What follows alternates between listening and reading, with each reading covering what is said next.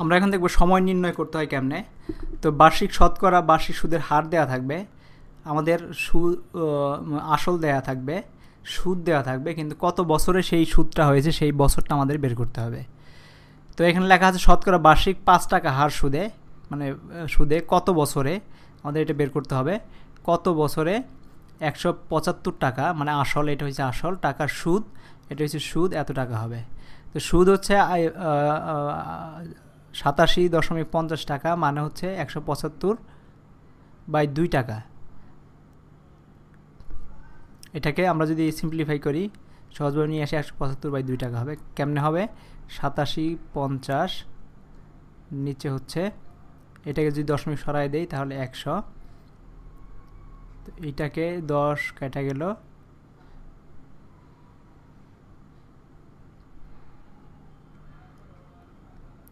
তাহলে হচ্ছে 875কে 10 দিয়ে ভাগ করলে হবে, বা 2 দিয়ে এটা কেটে দিয়ে আমরা 5 দিয়ে 175 নিচে হবে 2, এটা 5 দিয়ে কাটলে 2। তো এটা এইভাবে 175/2 টাকা আসছে। তাহলে 100 টাকা 1 বছর সুদ হয় 5 টাকা, 1 টাকায় 1 বছর সুদ হয় কত, আর 175 টাকায় 1 বছরের সুদ হয় কত সেটা বের করতে হবে। এটা হচ্ছে 1 বছরের সুদ। তো নির্ণীয় সময় হচ্ছে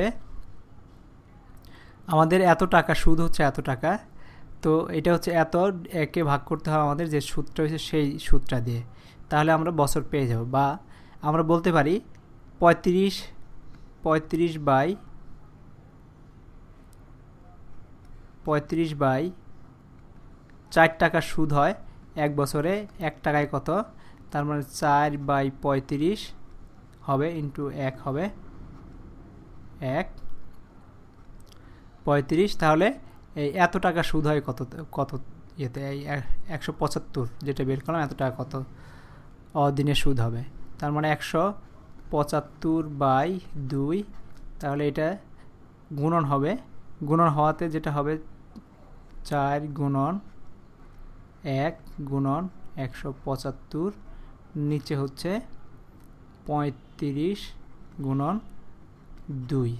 তো এটা ক্যালকুলেট করলে আমরা পেয়ে যাব, এটা 2 দিয়ে 4-কে যায় 2 বার, 35 দিয়ে যায় 5 বার, এটাকে 5 বার যায়, সমান সমান হয়েছে 10 বছর। একই রকমভাবে 10 বছর। আরেকটা উদাহরণ দেখি আমরা।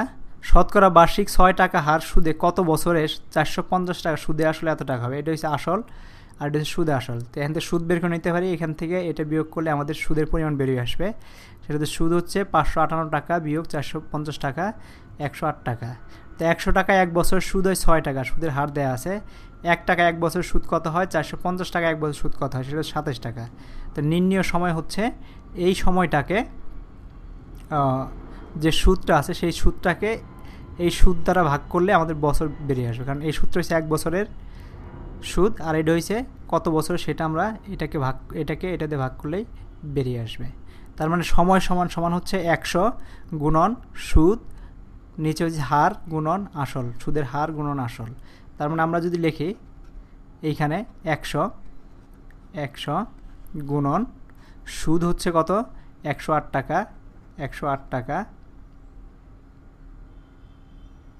108, আর নিচে হচ্ছে হার হচ্ছে কত পার্সেন্ট সুদে, 6 টাকা, 6 গুণন আসল হচ্ছে 450 টাকা।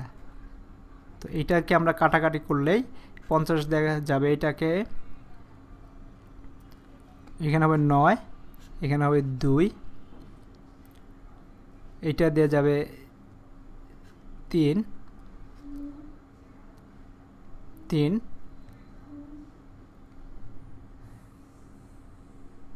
তো এটাকে যদি আমরা এখন